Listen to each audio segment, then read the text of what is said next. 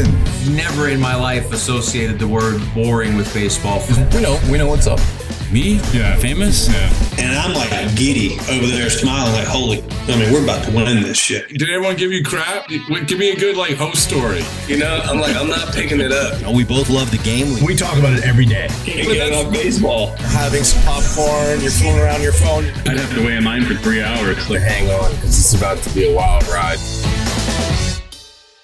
All right, there's no human being I'd rather have on the podcast right now than Mike Hazen. That's a ridiculous opening statement. All right, let me rephrase that. Mike Hazen, who do you think I'd rather have on the podcast? Who? I mean, the list of players or front Just office? name somebody. Who do you think I would rather have on the podcast? Alex Anthopoulos. Wrong. The answer is nobody. Nobody! Okay. Let's talk about the Diamondbacks. Yeah. What?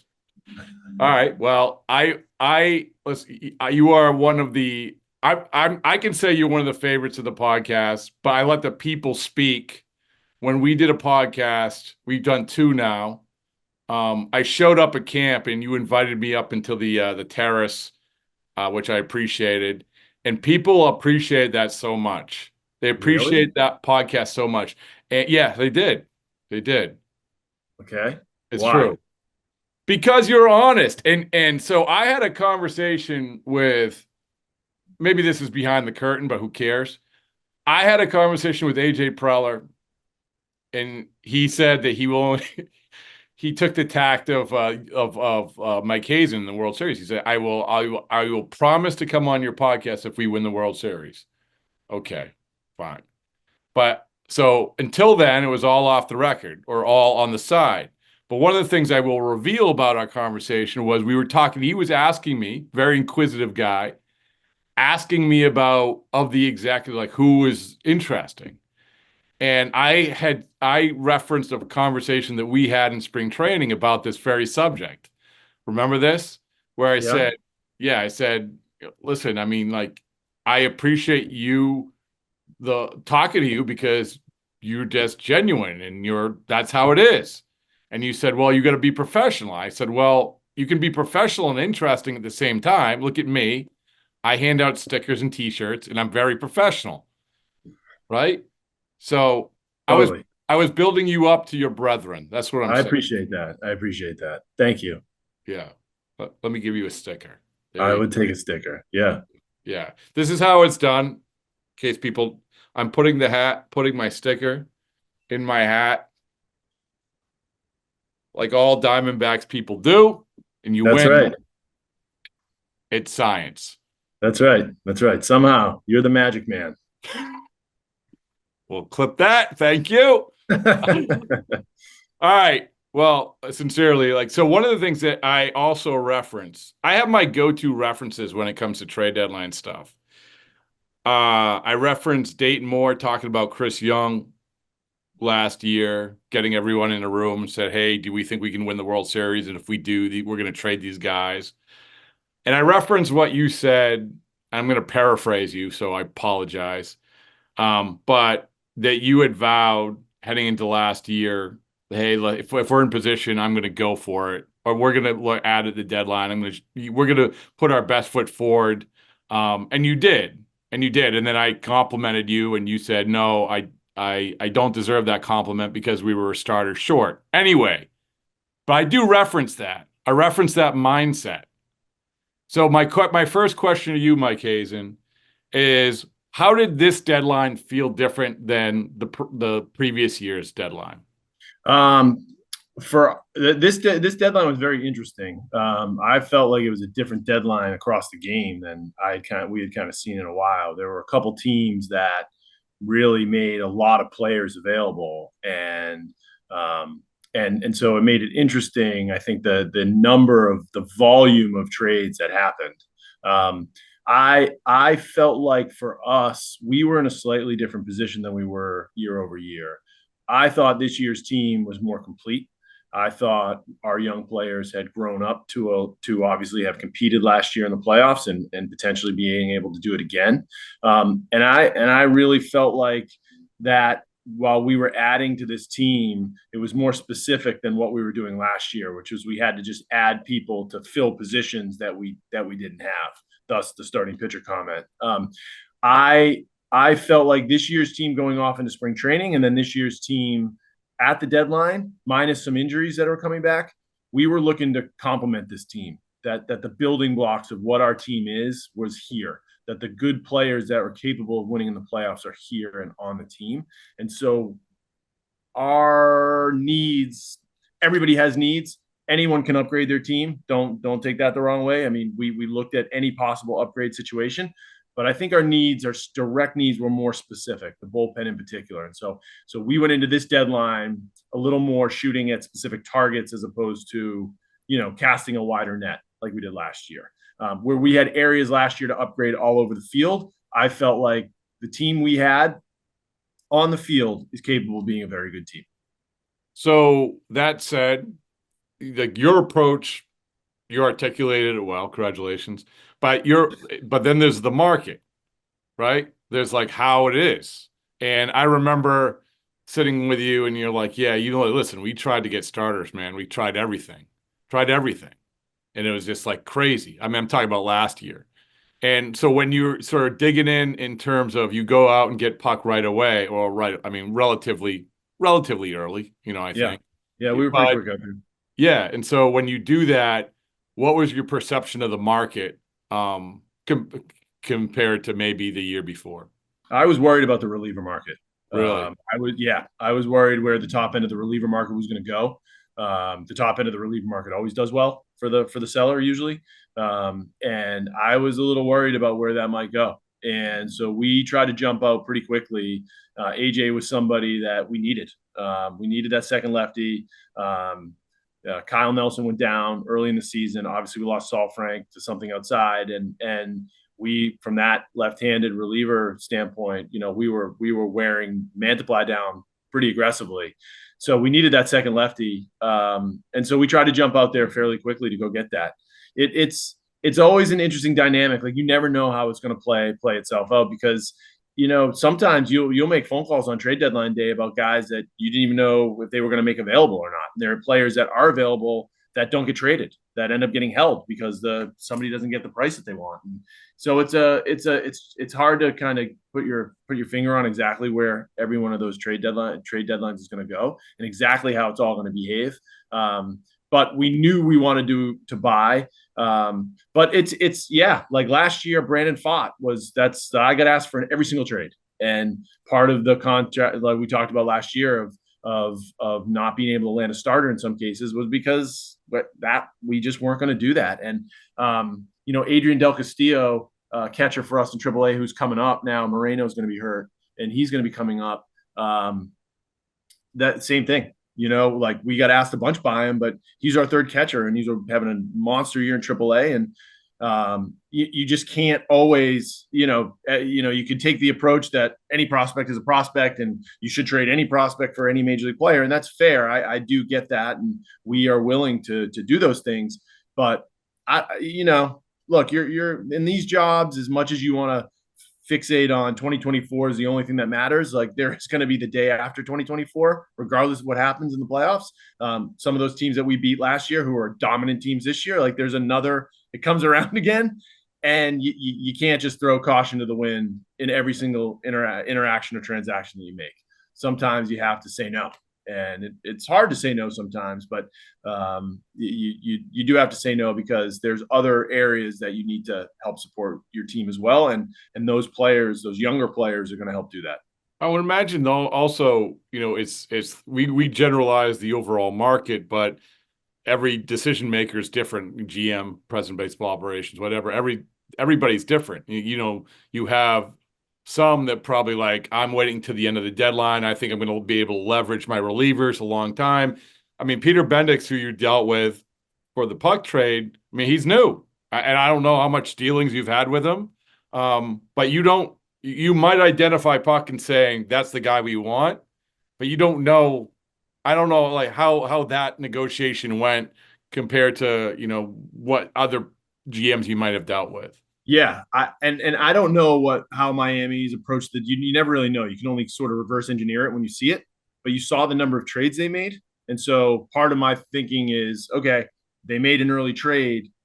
If I were in that position trading that many players, it's impossible to do good trades all at the deadline.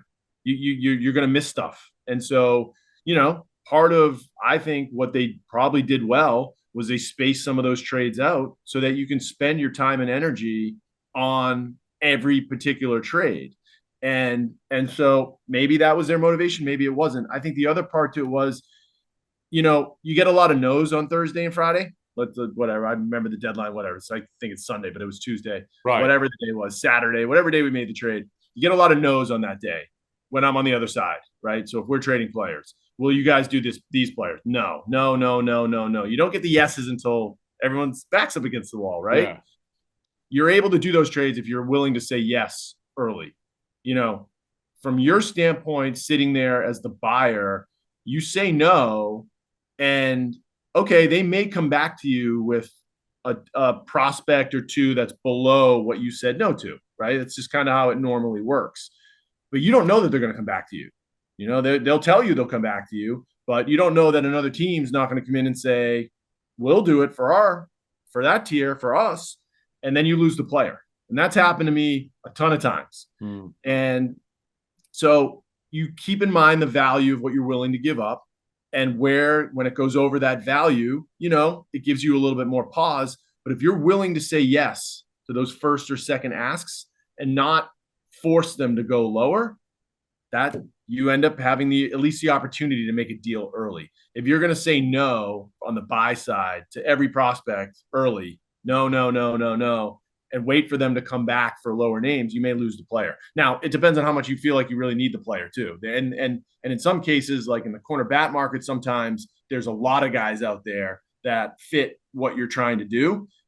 We had a fairly specific need. So we felt like if we said no to the ask, and we lost the opportunity for AJ, there weren't a lot of options for us to go solve that issue. And so we were willing to say yes early, and I think that's why the deal gets done. Now, we don't always say yes early. We say no on a lot of other deals, and we lose some of those deals because of it. And then some of those deals chase down to the deadline. So it just, it depends on what you're trying to accomplish at the time, and sometimes you just have to be willing to say yes right away. Is there the whole thing there's no such there's no such thing as an untouchable guy, right? I mean, if I hear Dave Dombrowski mention the Miguel Cabrera analogy one more time, I'm going to go crazy. But it was but his point is well taken. Nobody's untouchable. But when you go into this deadline and you know what you need, you probably have a pretty good idea. Like last year, you knew you probably going to hold on to Fott. You knew you probably going to hold on to Jordan Lawler. I don't know who else. But you probably go into this deadline and say, we aren't going to you can ask for these guys, but we don't really need to trade these guys to get what we need done. Is that accurate? It's more, I think, for me, I feel differently about it now. There are no untouchable prospects for me. Where it becomes more untouchable to me and what we're trying to accomplish is if it's within the next 6 months, this player is going to be on our team, that's where I start to have more pause. Now, the problem is that's where most everybody goes and asks because they want those same players. And so sometimes you lose deals because of it, for sure. I feel like, we held our ground on some guys in the lower levels in certain deals because they were smaller and we just didn't feel like that was the right thing for us to do. And there were other guys that we could go get. But if it's a guy that you need to go get, there's not a lot of untouchable situations for me. But the one where the guy is sitting right in AAA or on your major league team, young player on your major league team, like those are the harder ones to peel off because it changes the consistency of the team that you have on the field, like what's in your clubhouse. And, we would get asked about Jake McCarthy a lot in the past. And it was always like, well, if we take Jake off the team, what's that going to mean for the team? Like those guys have our team specifically has a very tight bond around each other and like how they play. And part of, the team we're playing right now in Cleveland, same thing. Like you look up and down the lineup, like these guys, they just come at you for 9 innings. It's nonstop. And even seeing it now live, because obviously we don't have to worry about them too much on a day-to-day basis, you can see why they have the best record in baseball. It's not from afar sometimes, they're not the biggest market and the money and the hype going into the season, but you play against them, you can see it. And I feel like, and maybe we don't deserve to say this, but I feel like we share some of those characteristics. Like I feel like sort of our team together is a little bit better than if you walk down our lineup and are like, match us up against the Dodgers or the Padres or the Phillies or but I think together it's a pretty strong group. Well, that's another thing. We've probably talked about this. So reading the room for an executive, for a GM is so key. It's so huge. And it's reading the room of we need this player, but how is it going to fit in this momentum that we have and this dynamic that we have? And it's not like you can go down and sit, put up a folding chair in the middle of the clubhouse and say, hey guys, I'm going to observe for a couple of weeks. Don't mind me. But you must have a pretty good feel for your team, right? That's exactly what we do, by the way. Minus the folding chair in the middle. The folding chair in the middle of the. We are down there. We sit in that office, in Tori's office, in the clubhouse all day, every day, for that exact reason. Because otherwise, we wouldn't know. We talk. But I'm not saying. But you don't sit in the middle of the clubhouse. You sit. Oh, I mean, of course. I'm just saying though. But you bring that up as like a ridiculous example. Like that's what we do.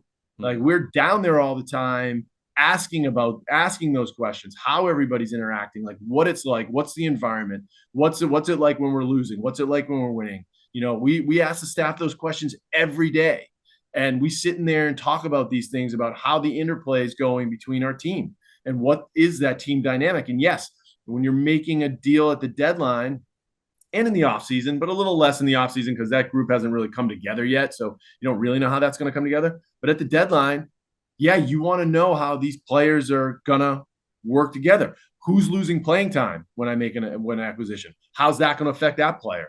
Obviously, if there's an injury and there's a clear need, like Josh Bell's situation, like Christian Walker had gotten hurt the night before, that's a little less, that's obvious, right? Everybody knows exactly what everybody's doing and why Josh is here and what happened to Christian, et cetera. But when you're just adding pieces sometimes, like to the bullpen, you don't know exactly where they're going to fit in, what role they're going to be. And other guys may, wonder what's that going to do to me or where that's going to put me. So we try to stay on top of those things. And you never really know. You never really know how it's going to go. I think that players want to know that and that we care about winning, and that we see what the grind they're going through, and that the reinforcements, even if it's mental in some cases, right? Like just sort of an uplifting of like, hey, they're like, everybody's in for us to go when they recognize we're a good team, even if we haven't played great. And up to the deadline, we really hadn't played that great. We kind of were middling around 500 for the entirety of the season. But we played our best baseball in July. And I think there's a reaffirmation of that when new players, good players walk into your clubhouse, that people recognize that we're good. And I don't know, maybe in some teams, I don't know that it's necessary. I think there's some teams that are so built out and they're so good that that's probably it's impermeable. But for us, I think bringing good players into our clubhouse in the middle of the year is a big deal. It's a big deal. Well, the good thing, if you do decide to move that chair from the manager's office to the middle of the clubhouse, it's a perfect time to do the Rudy speech. We're going to hit him high. We're going to hit him low. Let's go, guys. Get on the chair. That would get me kicked out of the clubhouse pretty quick. I mean, don't. That's your plan? If you went to go put a chair in the middle, I love a good Rudy speech. Okay. I mean, listen. I got to be honest with you.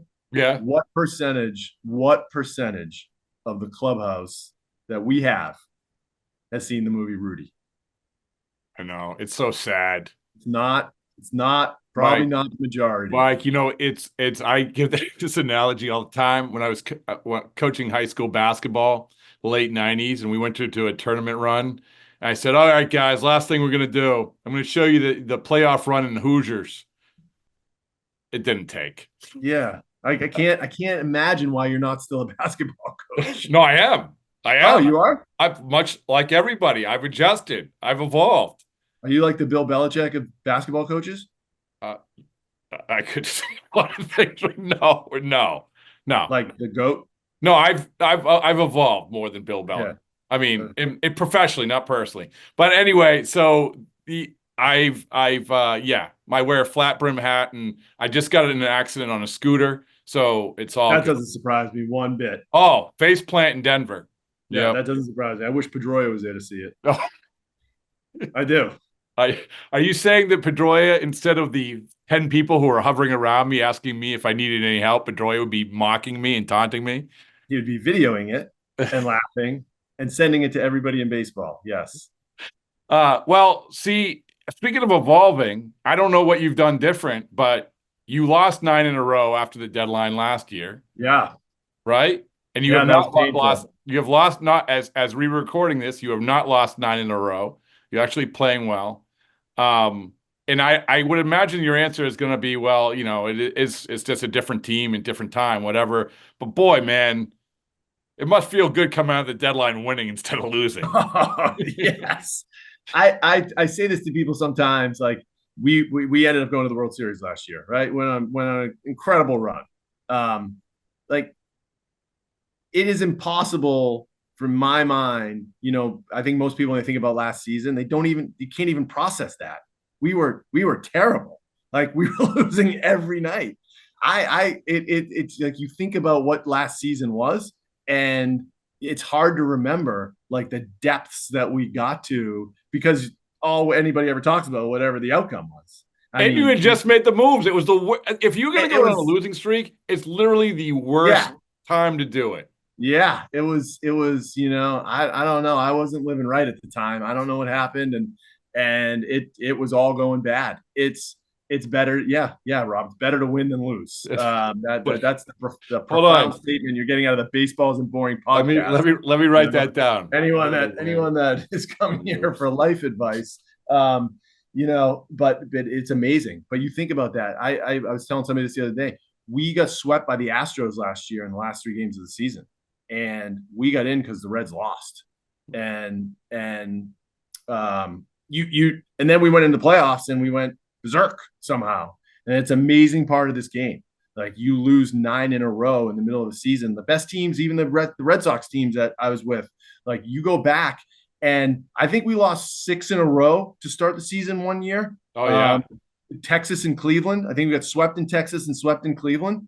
And I think we went on to dominate that season, at least in the regular season. I don't remember which year it was. Maybe it was 11. And I think we had one of the best records in baseball by the end. But you think about it, when we get very myopic when we look at our season, and you wear the losses and the runs of losses sometimes, and then you zoom out on what the actual season ended up becoming, and it's amazing.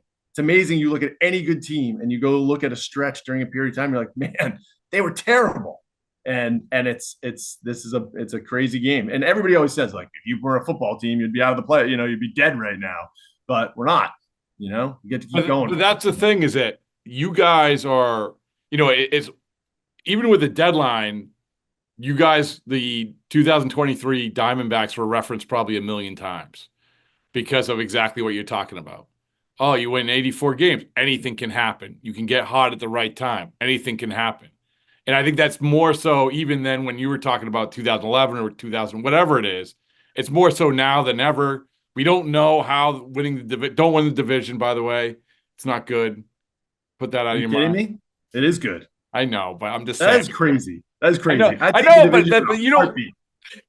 I understand that, but that's crazy. I'm being facetious. I don't stop saying that. Yes. All right. You do mean it. You do mean it. I don't mean it. I will say this. That I think what happened is happening at the deadline last year, is happening at the deadline this year, is exactly what baseball wanted to create. Mm-hmm. This extra wild card team. Look at all the buying. Look at all the buying that went in. Look at all the teams that are competing right now. Look at all the teams and all the cities that are chasing and the fact that were the Rangers a 6 seed last year, I think? Yeah. They got in by a game. I know that. They were the 6 seed, I thought. I thought we both were, but maybe not. I don't know. Either way. But that those teams can do that in the playoffs, I think is exactly what is great about the game. I do. I know everybody wants to see the big market teams at the end. I understand that the old baseball cities and the history and all the but I think that what from where our sport is right now, personally, that all these teams that are buying at the deadline, that are adding to their clubs for the second half of the season, is what's great about the current situation that we're all in. It makes it harder for us at the deadline when we're buying because we have a lot more competition.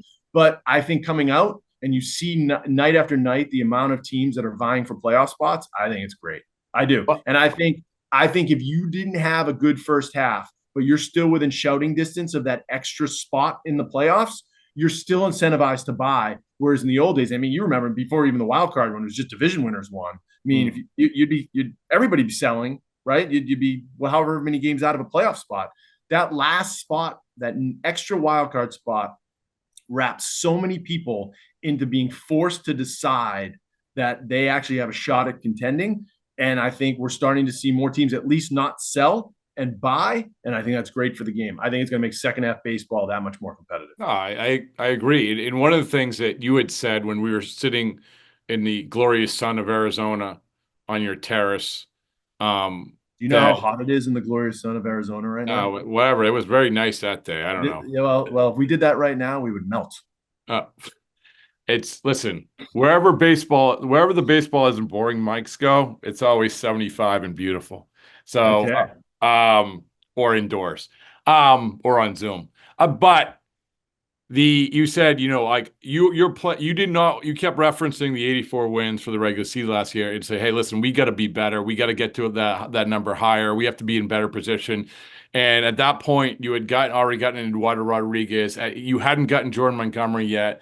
But one of the good things that coming back to the deadline was, and I'm going to say congratulations, but you weren't had to get in that awful position of saying where you were last year, where we have to get a starter. We have to get a starter. It didn't feel that way because you had positioned to yourself. Now you have Rodriguez coming back. Jordan Montgomery's back now.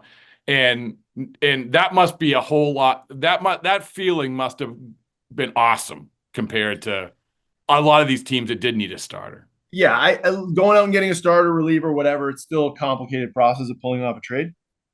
I will say when you have multiple needs, it makes it that much more complicated for you because you have to divide your assets that way too. Because a lot of these players are in a lot of similar deals. So if you want to go out and get a reliever, you want to go out and get a starter, and both teams are asking for the same player, and you're willing to do it, you have to decide where you're going to use that player. You can't use them twice. So the more specific needs allows for that too, is that if there's players that you'd be willing to consider trading, you're able to focus in on using them where you need to.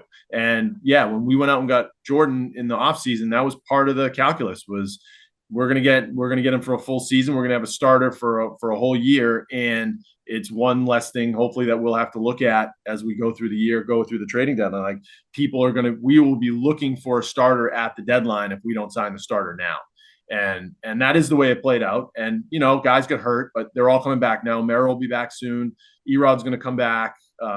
Monty's back. So it's Zach was banged up a little bit earlier, and obviously he's back now. So it's getting our rotation together. It's starting to come together. The kids have done an incredible job in the rotation. Ryan Nelson's taken a huge step forward. Fott's obviously been our most consistent guy all season. And then even Yober Diaz coming up and starting for us was awesome. So those kids done a great job, but I hope it's time for the veterans to kind of, in some cases, to take over some of those spots and take us down the stretch. Can I ask you, now that we're, 4 or 5 months away from it, I am fascinated by the Jordan Montgomery thing. I'm fascinated because I put eyeballs up on the Baseballs and Boring social media accounts when you put that up every time anything happens. Everybody's desensitized to the eyeballs, right? No, it's the eyeballs. The eyeballs. The eyeball. Here's a little inside baseball media. The eyeballs are the biggest cop out of all time. The eyeballs can mean a million different things. Some people put up the eyeballs when they are 50% sure that something's going to happen. Sometimes they put up the eyeballs when they really don't want to give a good take on anything. They just like, Can I ask you a question? Yeah. 20 years ago, did you think your career was going to be reduced to putting eyeballs up on Instagram? I mean, right?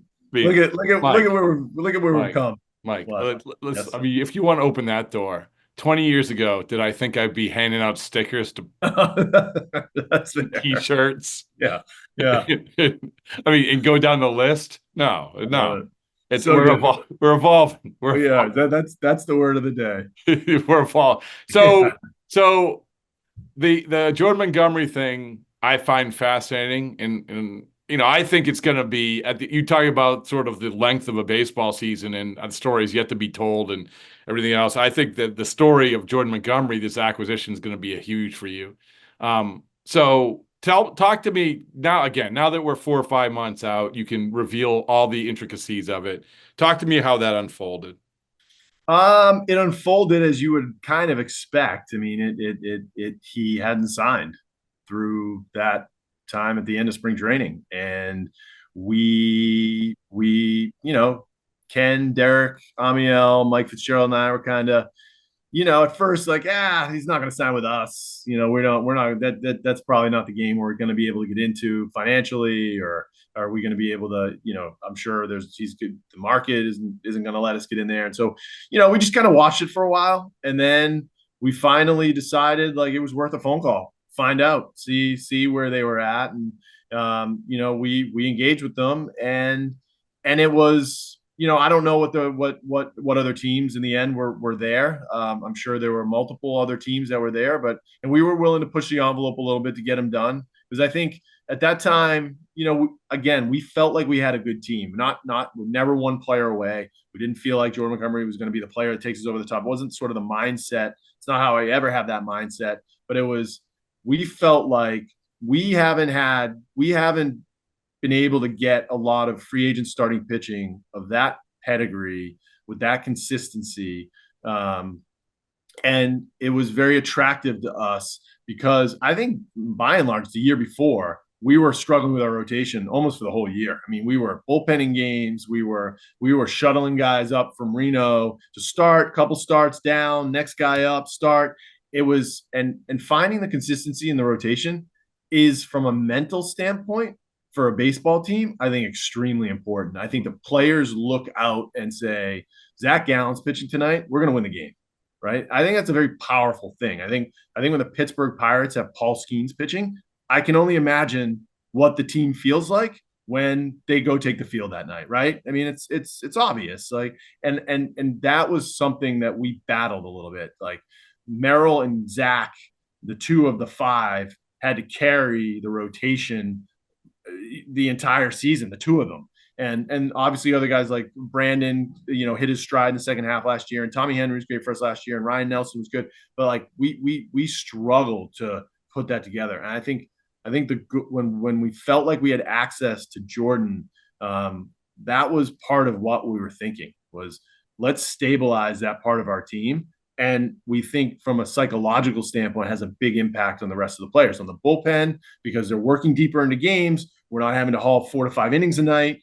From a position player standpoint, you go out there with that level of confidence. Mm-hmm. So I'm playing with some, witchcraft psychology here that I have no basis or expertise in, but you get that feel when you're in and around the clubhouse and hearing what it's like when, when Zach or Merrill are pitching, and how the confidence that the team has that they're going to go out and win that day. And you want to build on that, right? You want them to be in a position. You want the team. Our job is to put the team in a position to win a game every single night. That's what our job is. And so that's how I look at that and why we went and did that. It's crazy though. Like, to your point, if I ask you, you're planning things out in November, you get third baseman, you get Erod, but it's December, even January. I said, "Oh yeah, you're going to have Jordan Montgomery." What percentage would you put that on that? For me, yeah, zero.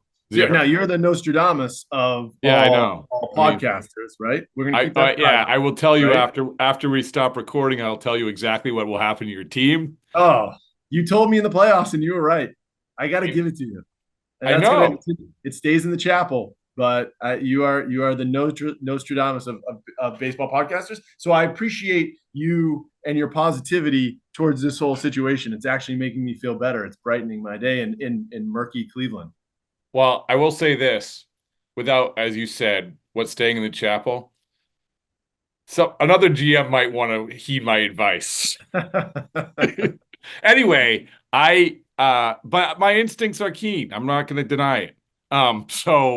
But I did not, listen, we were living through the whole Jordan Montgomery thing like crazy, right? It's like everyone's trying to guess, but it is amazing. Like in January or February, or whatever, you put your odds at 0%. Yeah, I would have been at 0%. Yes, 0. Are you distracted? What are you? No, I'm good. No, I'm making sure I'm a one-man gang here. The production crew took the day off. Yeah. No. Another GM's calling me. So asking me why you should take that call. No, asking me what's going to happen in the last couple months of their season. Oh, okay. No, so 0%. Yeah, 0%. That's crazy. It is crazy. It's great. That's why it's great. That's why you stay in the game. And then we all have stories like that. I mean, the trades happen that way. There's trades where you're dead. You're out. They tell you you're out. You got no chance. And then on Friday and then on Sunday morning, you make one more phone call. It's like, hey, just the last ditch thing. I know you already told me we're out, whatever. And all of a sudden you're like, yeah, we're back in. So that stuff happens all the time. I forget to ask about, you mentioned in passing Josh Bell. That's a totally different trade, right? Because it came down to last minute. Is that right? No, that happened on the morning of the trade deadline. Morning, okay. Yeah, he cleared waivers, outright waivers, and then we traded for him right after that. Yeah. Wow, man, you did it's make just that. Yeah. You didn't make that trade very exciting. What do you want me to say? It wasn't the most exciting trade. It was a great trade for us. It was probably a great trade for them. Did you have any deals? I love some good fax machine deals, right? Fax machine. Did you have any good, like what you would call fax machine almost deals at the last minute? Yes. Ooh. Yes. Yeah. Well, I mean, we traded for Dylan Floro at what time was the deadline? 6. 6. So for 3. So at 2:57, 2:58. Wow. We hadn't had the deal done. Wow. So we go back and forth with the Nats over multiple players. We didn't get a physical done. So that's never good. So you just have to take their word for it. Yep, and the Nats have to trust us. Yeah. So it's at 2:56. I looked over at somebody and Amiel was doing the deal. And I said, we're not getting a physical done with this deal. So somebody better check and see if he's been on the IL or what we might be walking ourselves into. Riz is the best. So you trust that, it says he's healthy. They're that's healthy. A big part of it, right? Knowing who you're dealing with. It is. Yeah. Jerry DePoto and I did one with Mike Leake, same thing. And I was like, Jerry, is he healthy? And he's like, I promise you he's healthy. And so you're just like, all right, here we go. So at 2:58, and the paperwork, the email has to be submitted and confirmed by the other team by 3:00. Deadline, hard deadline. So the email got fired off at 2:59. I saw the response from the Nats was at 3:00 on the dot. So we got that trade in right at the wire. So yes, that one happened in the last 5 minutes of the deadline, and that happens all the time. I don't know why we do this to ourselves.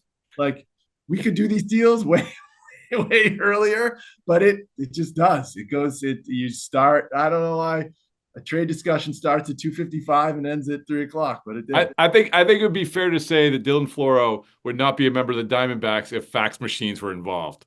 No, we would not have gotten that deal done. No chance. Thank you, electronic mail. So many sound bites.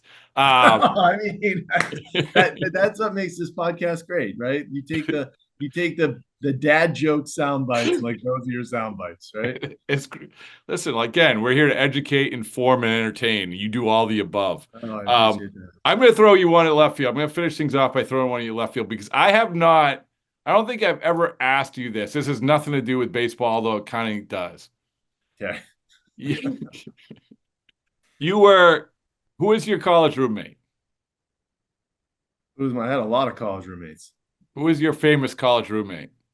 My famous college roommate, Yeah. who is an actor, Yeah. Sam Elliott. He's not. That's not his. That's not his. That's not No. his. Sam Page. Yeah, Sam Page. Sam Yes. Page. Okay. So he was he's an actor. He was had a role in Mad Men, one of my favorite series. I'm sure you That's a watched it as well, surprise. right? That's a surprise. Why? I just you. That's you. That's you, right? The nostalgia from 1950s. Like it's Yeah, I incredible. know. I've been here in the Baseballs and Boring Studios. I've been smoking cigarettes and drinking whiskey all morning. I absolutely think that. Yes, in your sweatshirt that you wear every day. Yes. Whatever. Yes. It's called a brand. Can you proceed with your question? Yeah. So what did you say? I said, can you proceed with your question? His character was the same name as a pitcher who pitched with both hands in the major leagues. Same name. Okay. I'm throwing a trivia to yours. I'm basically highlighting that you were roommates at Princeton with a pretty famous actor. So I appreciate that, man. That's awesome. and his character, his character was the name of his character is Greg Harris in Mad Men.